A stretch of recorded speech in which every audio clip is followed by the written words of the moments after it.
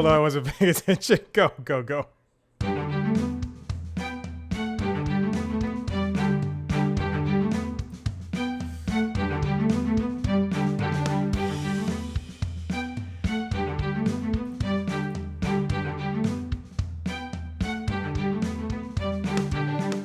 And welcome back to LinkedIn Logs, the jobs and business news podcast. I'm your host, Chad White.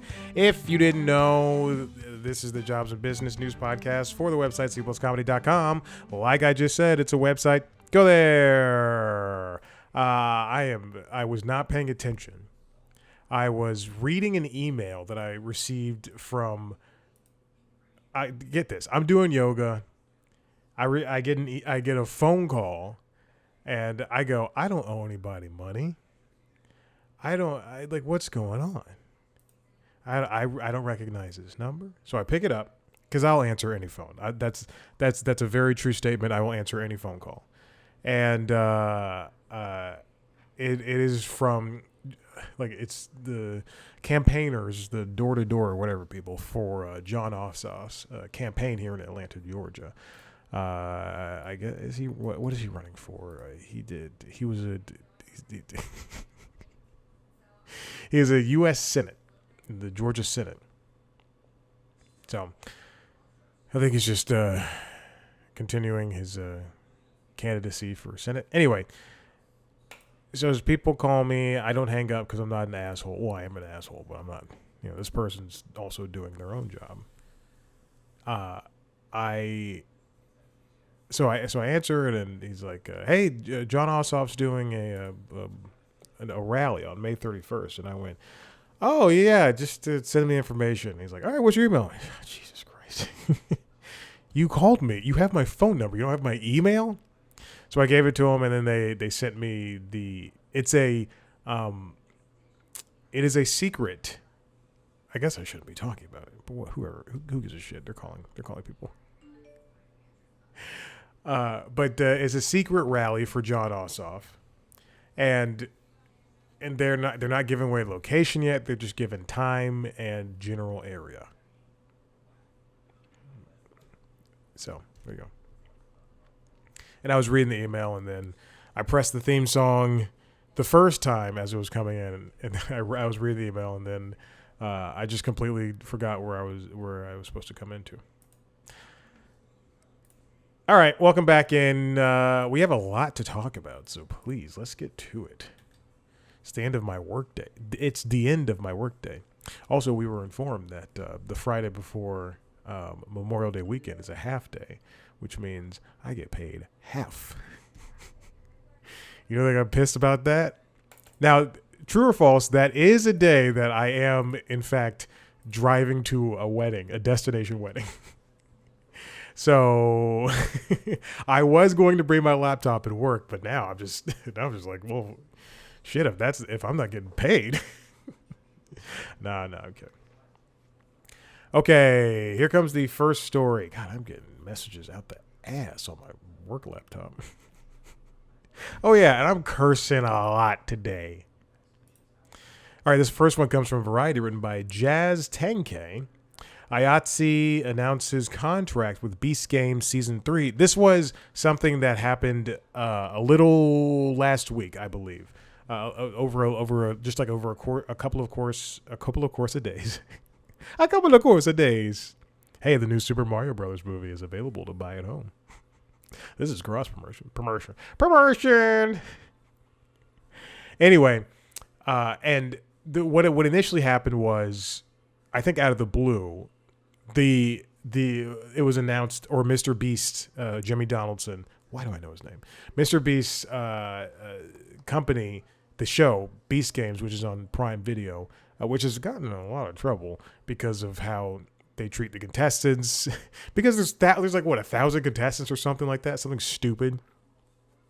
And people are like, we all need rights. Well, you signed up for a show that has like 1,000 contestants. Of course they're going to give you cheese sandwiches, even though he's super rich and the company works for the super rich. Anyway, his company is worth a lot of money. Anyway, I'm not advocating for them. But last week, they said Beast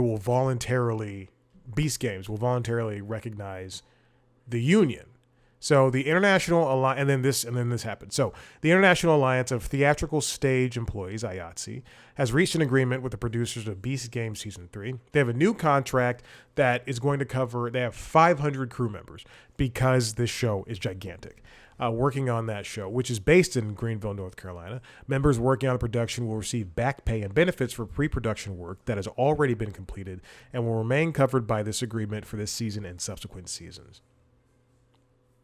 This is very important. Unions are excellent, especially in an industry where things like this are often overlooked and people are taken advantage of time after time. The second season of the competition reality series was made under IATSE agreements, but the third season has started a non-union production. IATSE members and locals across the United States made a collective push to organize this large-scale production. This development is the latest of a growing string of organizing efforts in entertainment sectors that have traditionally lacked union representation, including social media, YouTube, video games, and visual effects. Workers in these fields face many of the same challenges as quote-unquote traditional film and television production crews, including long hours, unstable employment, and limited benefits. Just because these YouTubers and these online personalities can make these productions, whether they're big or small, does not mean that they are not relegated to the same rules as a larger production that can be film and television. And then as for video games and visual effects, that's long overdue. Unions should have been in video games, should have been involved in the video game production or covering video game people who are creating video game production things, whatever, who are making video games a long time ago, because of things like crunch, where people are forced to work 20 hours a day, 18 hours a day, because this game has to come out on time. And visual effects. I mean, these are the people who are making your Doctor Doom for Avengers Endgame. What is that movie called? I saw it on the side. Avengers Doomsday. As lifelike as he can be. I support this. I'm glad that Mr. Beast has moved in the right direction for this, because that's big. And then again, I know I've mentioned it previously on this podcast before, but when you have people who have made their I'm not going to say they made their name, but we have people say, why doesn't so and so just go do a podcast and make money that way, or do something on YouTube? It's because you can only get away with so much, and that sounds like I'm saying, hey, you have to take from people, but no, you can't just do 5 people on a YouTube thing, on a YouTube video or a YouTube company, and expect it to be make money, and then expect it, like, if it does make money, to not pay people. Every single podcast that is successful is paying the people who make the podcast.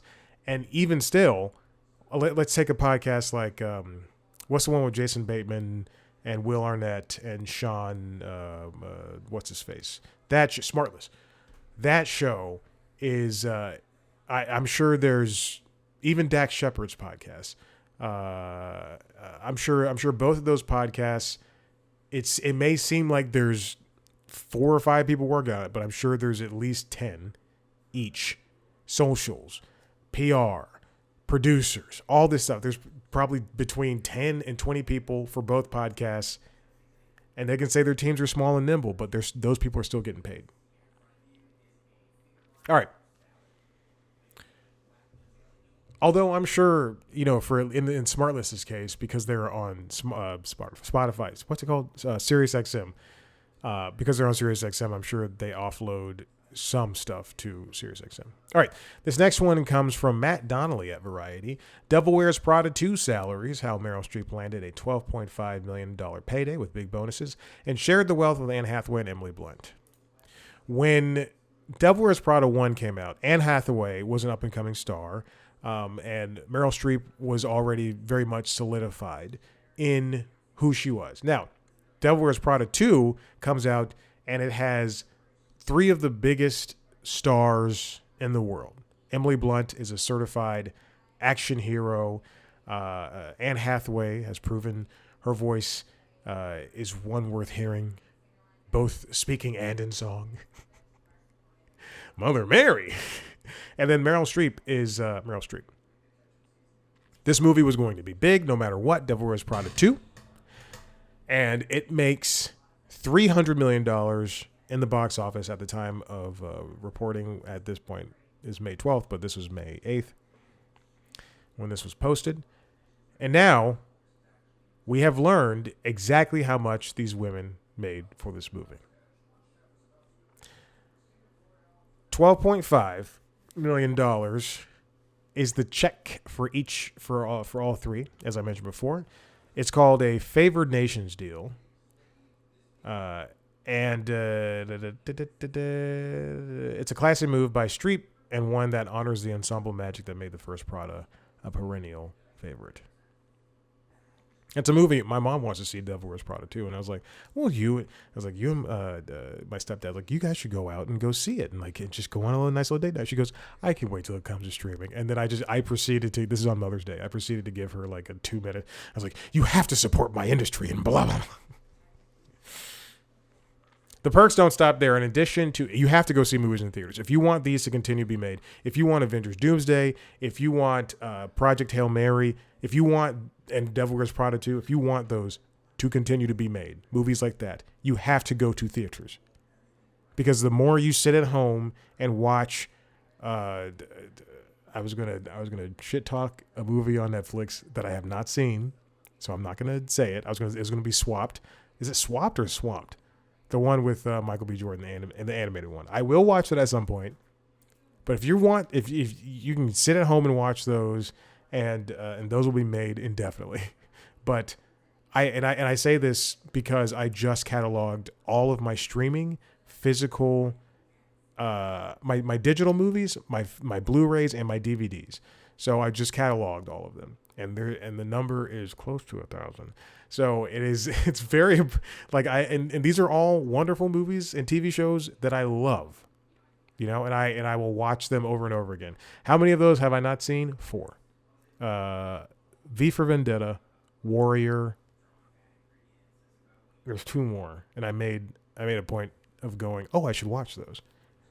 V for Vendetta was my first Blu-ray was semi-pro, and then I think like the next day I bought No Country for Old Men. So I'm keeping both of those, no matter what. And then V for Vendetta, I think, was like my 3rd one or so. I know it was the first 5. Because I remember going like, Blu-ray, I wonder what this is. Oh, my Xbox plays Blu-rays, or my PlayStation, or whatever. It doesn't matter. So here's the bonuses. These are based on milestones that movies hit. It's essentially points in the back end.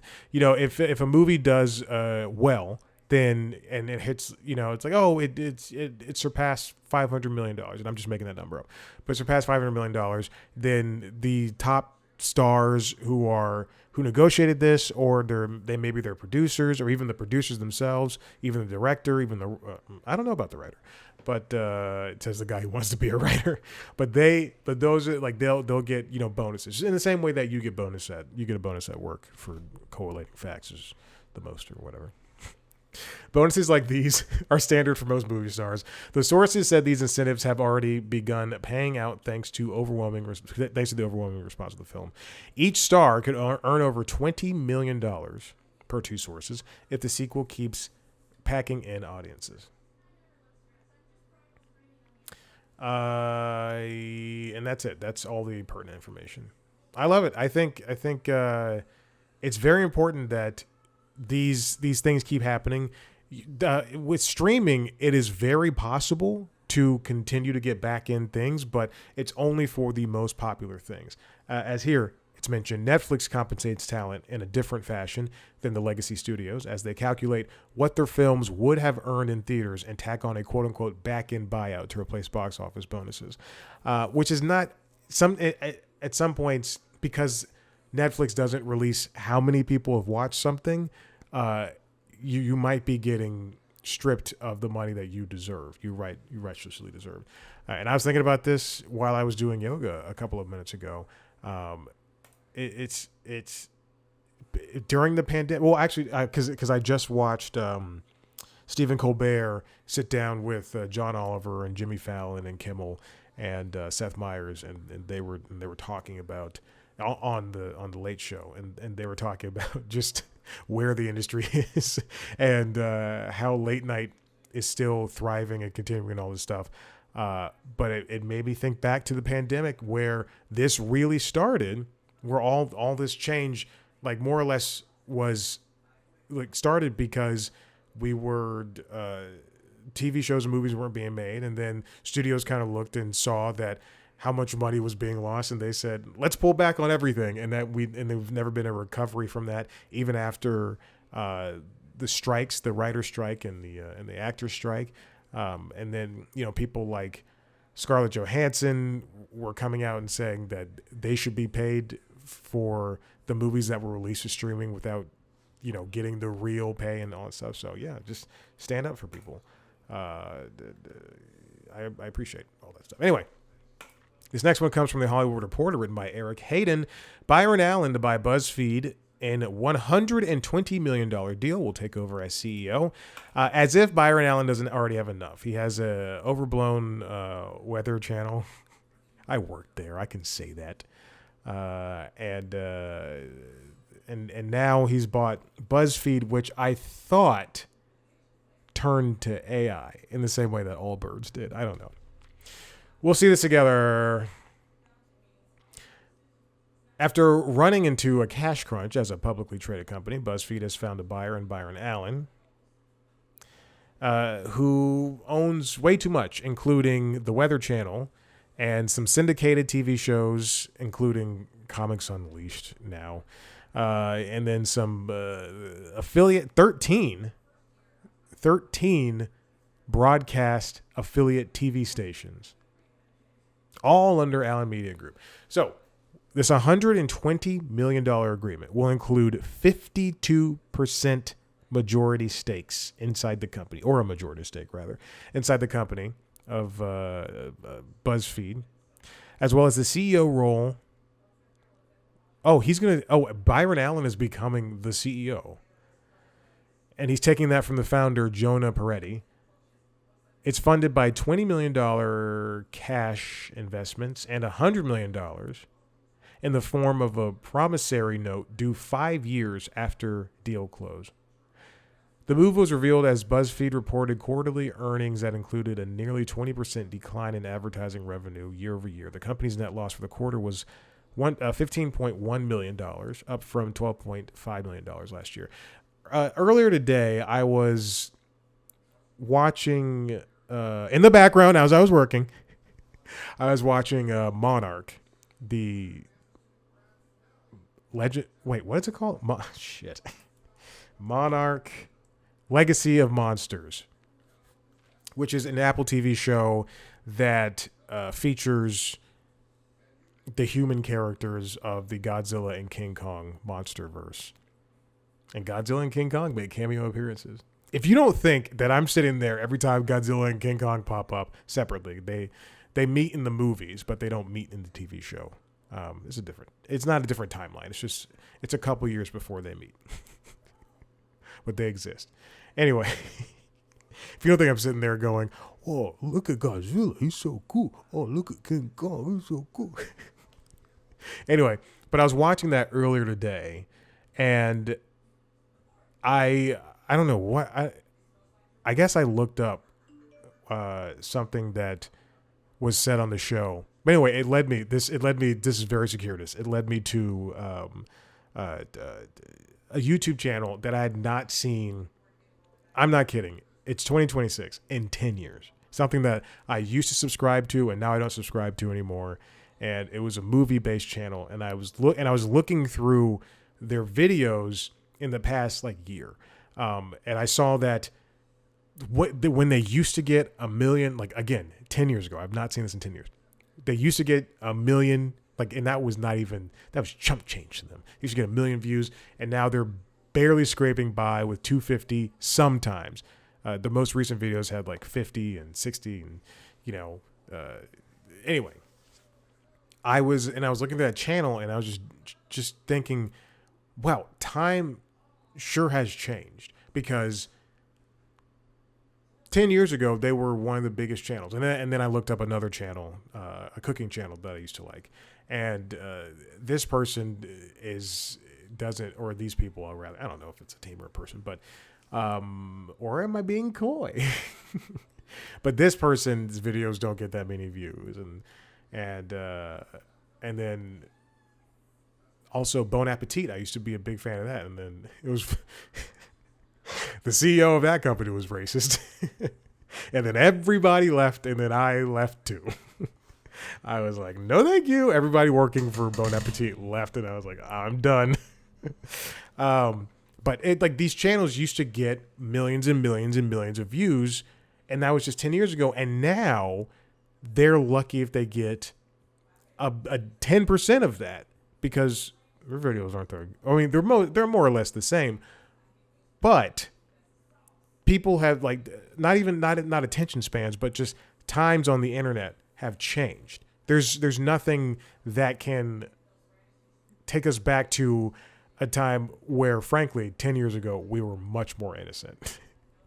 Pre-Trump as president, he was still running, but it was pre that. Even 15 years, did I say 10? Yeah. So even 15 years ago, the internet was completely different. And now...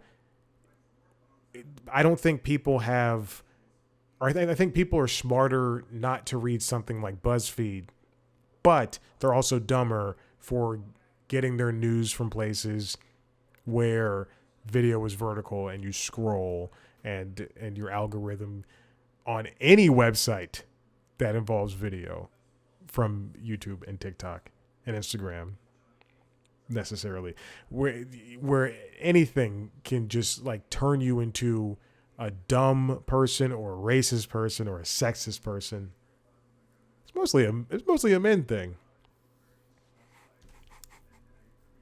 How many women are radicalized?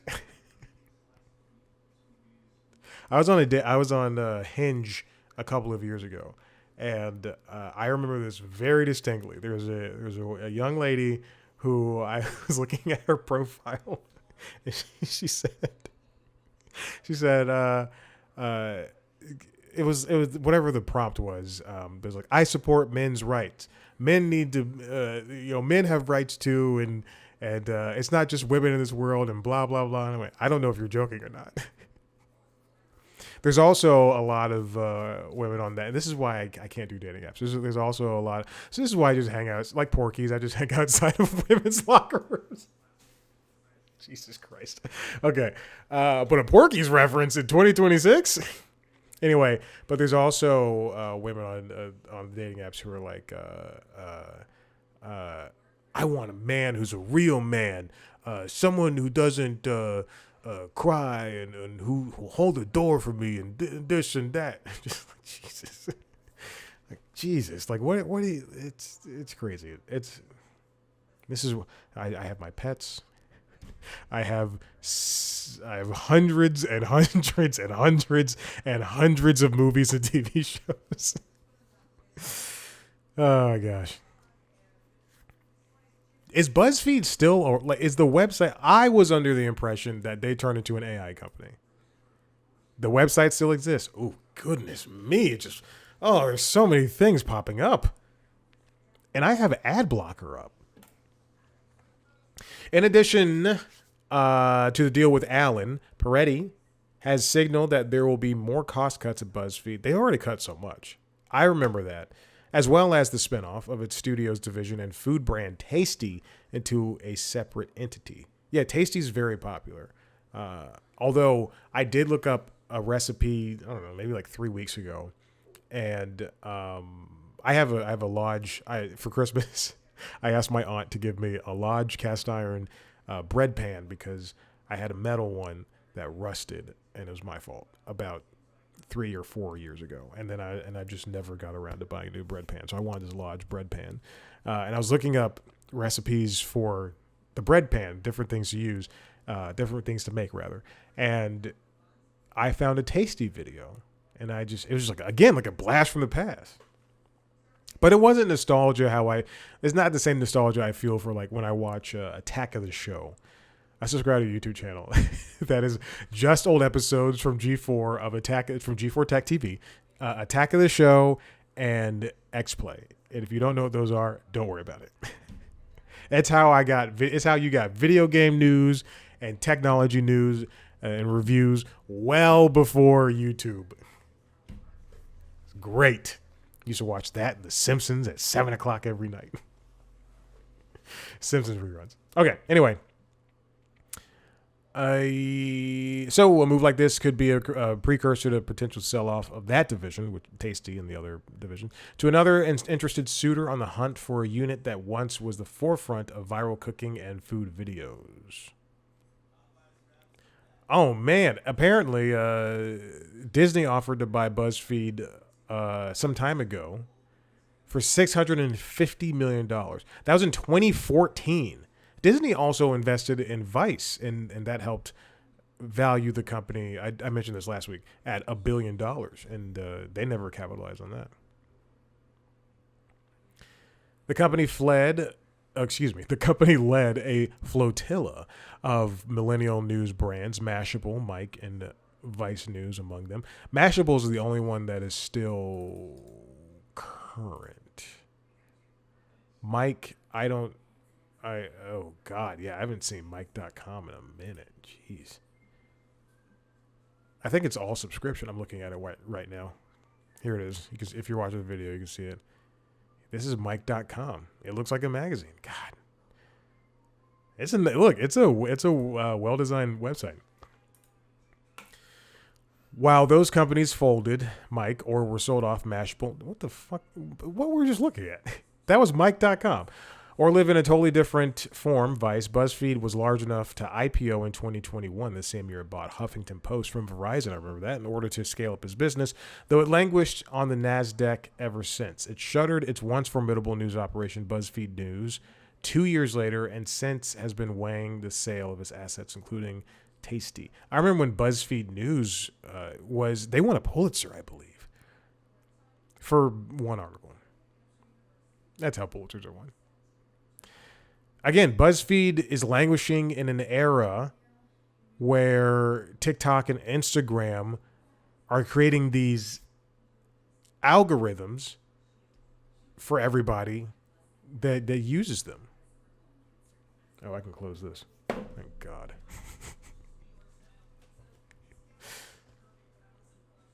I don't know what this is for. I don't know why Byron would want this company, but HuffPost is separate from BuzzFeed, and I don't completely understand.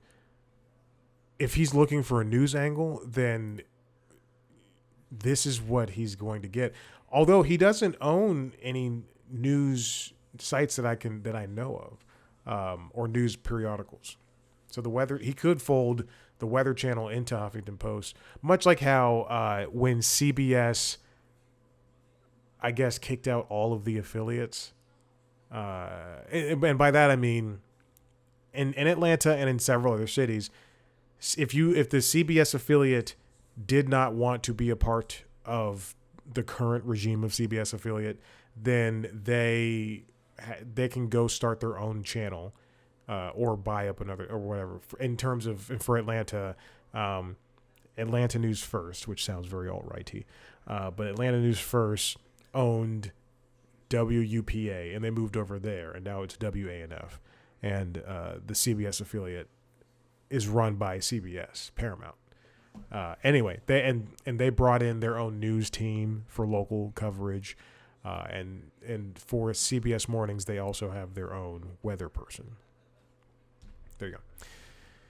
All this information in my head.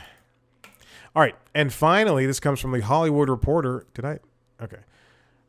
Katie Kilkenny wrote this. She wrote, new AI protections and a merged pension plan inside SAG-AFTRA's 4-year deal with studios. So here's everything. I mentioned the SAG-AFTRA deal that was closed a couple of weeks ago. And here is the new deal. Here's all the information. Obviously, we knew AI. Remember, it's a 4-year deal with studios as opposed to a 3-year deal.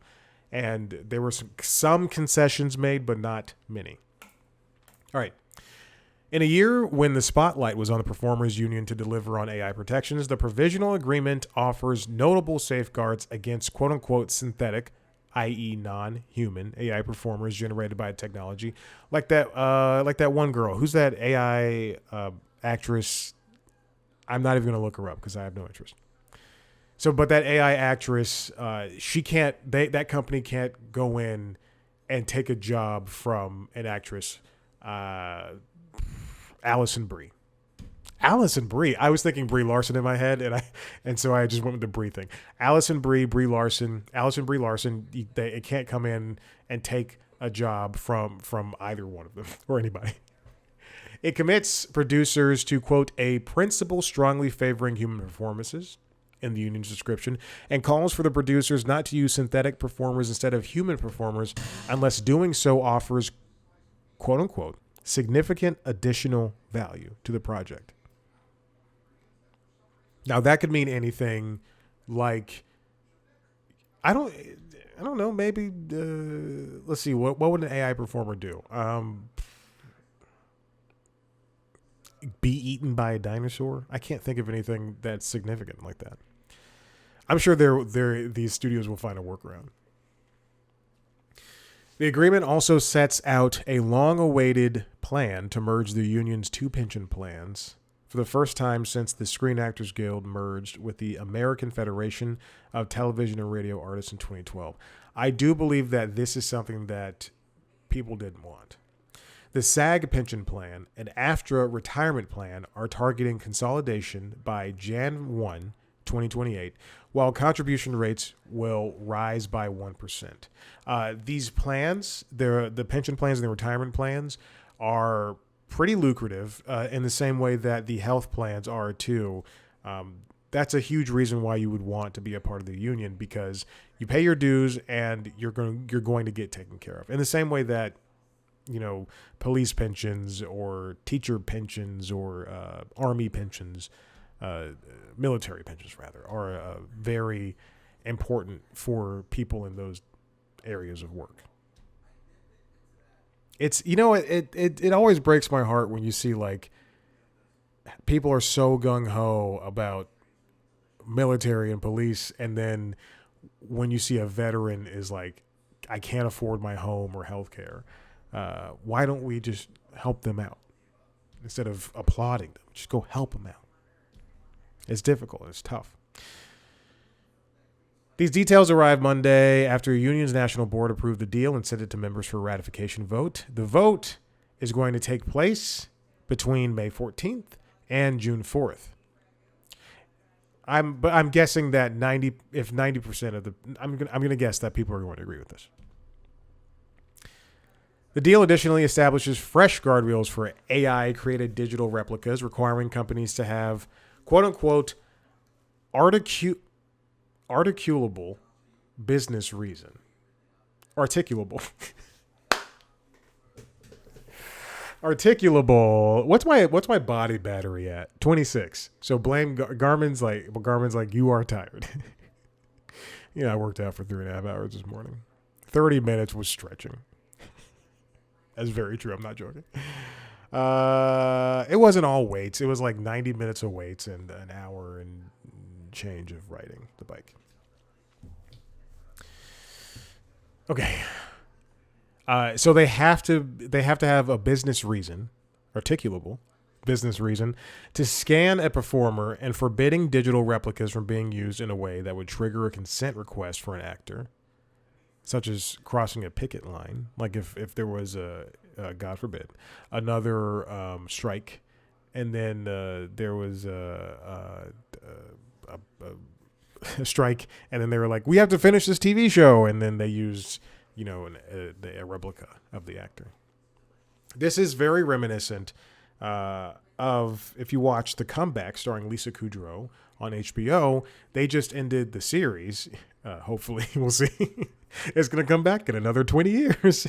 They ended the series with a third season that involved Valerie Cherish, her character, starring in a TV show that was written by AI, and then she signs a DocuSign where the company that is making the show is allowed to use her AI likeness to promote the show. And she's like, "That's me?" And her husband's like, "Yeah, you signed that DocuSign." Okay. It establishes a minimum payment rate and residuals for the use of independently created digital replicas, or when a company uses a digital replica they did not produce themselves, among other protections. I wonder if that also includes, to me, that sounds like if that person, if they don't want to go overtime for a shoot, like on a day or something, and then they say, "Hey, we're going to get this dinosaur to eat this 7 frames of an AI replica of the actor," maybe they'll pay the actor for that, or hopefully they'll pay the actor for that. There's also compensation gains that are a part of the package. Minimum rates will increase by 3% each year of the deal, and the union's health plan contribution rate will increase by 1% starting July 1st. So by the end of this deal, that's 12%, and for the compensation gains, and then for the health plan contribution, that's 4%. Still, the health plan will have to bow to the realities of healthcare inflation in the U.S., which is a big factor to this, as the negotiators will recommend to the trustees of the health plan to make a one-time quarterly eligibility premium increase and to raise the eligibility threshold by 1% per year. I think also a big part of this would be it's tough getting work, and even before this, for somebody who is not in the industry completely, but they did pay their dues to get into SAG or the Writers Guild or the Writers Guild or whatever, because they worked on 1 or 2 or 3 projects. It's that healthcare thing. You pay to get in. Like this, you pay your $1,400 to get into SAG. I'm making that number up. You pay your $1,400, your annual fee, to get in the SAG, and then you're in something. You pay the fee, and then you have health care. But you have to continue working in order to afford that health care, which is good health care. But you have to be able to afford that health care, the fees and all that stuff, as well as the annual fee for the union. Here's some more interesting stuff.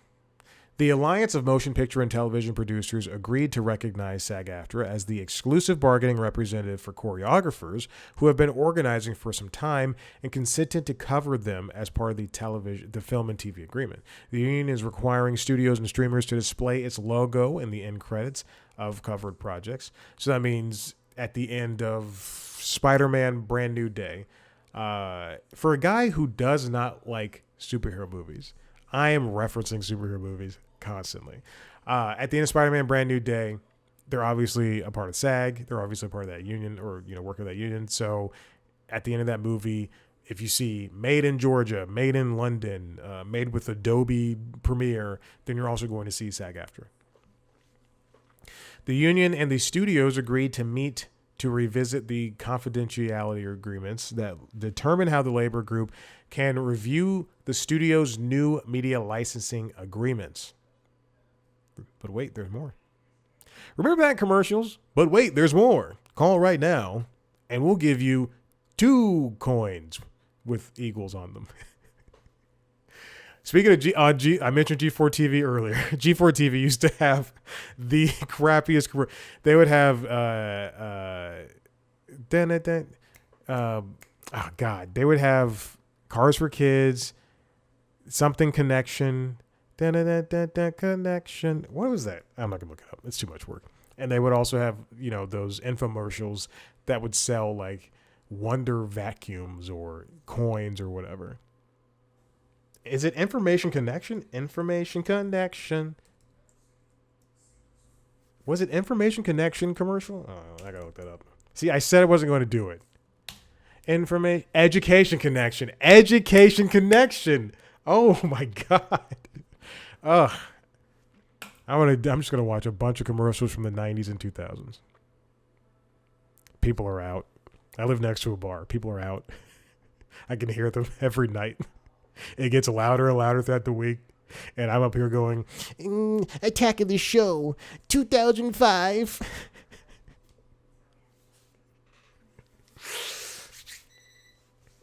My dinner's finished. For further details. Excuse me, I'm sorry. What did I skip over? Oh, okay. Both the union and studios are going to meet to determine whether they will, in the future, create a quote-unquote industry-wide resource to conduct background checks on intimacy coordinators, because sometimes these intimacy coordinators just don't know what the fuck they're doing, who are represented by SAG-AFTRA. I know there was a point in the pandemic when when people were just calling themselves intimacy coordinators, and then you would hear about productions where somebody was just like not doing their job correctly. If one of the studios in the AMPTP starts producing microdramas, oh my gosh, microdramas are a huge thing now. What I can gather from them, because I've never seen one and I don't plan on watching one, but I'm seeing headlines everywhere about microdramas, is that they are 1 or 2 minute or a couple of minute videos on vertical platforms. And now I think Peacock is getting one, and maybe Netflix. I don't know. Streamers are getting some now, but it used to be like on TikTok and Instagram, and people are eating them up and just watching these short little. I dare not call them shows, but. If one of the studios in the AMPTP starts producing microdramas on, quote, more than an experimental basis, the union says it may reach out to start bargaining the terms and conditions of the employment. Further details, and essentially what they are is they're just shows. There's tiny little shows. Such as residual increases in the boost and to the union success bonus fund are available on the union's summary of agreement. The union reached this blah blah blah. Okay, it's a good deal. I'm still not entirely sold on a 4-year deal, but it seems as though SAG met studios halfway. Studios wanted a longer deal, which would equate to over time people in SAG not getting paid exactly what they deserve. So if they got like a 6-year deal, a 7-year deal, imagine only making I don't know, I'm just gonna $50,000, and imagine you're making $50,000 a year, and as an assistant, and then you get a better job, and at the end of your 6-year deal, at the end of 6 years at your company, you are now senior vice president, but you're still making $50,000. Gee, it doesn't make sense. All right, I'm done. I have no conclusions for that. Listen, if you like what you heard here, head to the website c+comedy.com, where you can see me talk to famous people sometimes. I have a new interview coming out. You can check that out, a video version of that interview, on youtube.com/c+comedy, where you can also see video versions of this show, as well as the other podcasts, Late Night Lately, the Late Night Show, and The Constitutionals, the entertainment business news show. And check out those shows wherever you get your podcasts. It's the interviews. Check out the interviews as well. Follow us on social media at C+Comedy on Instagram, TikTok, Blue Sky, and YouTube at C+Comedy. Me on those platforms at Chad Blackwhite. Thank you so much for listening. Bye.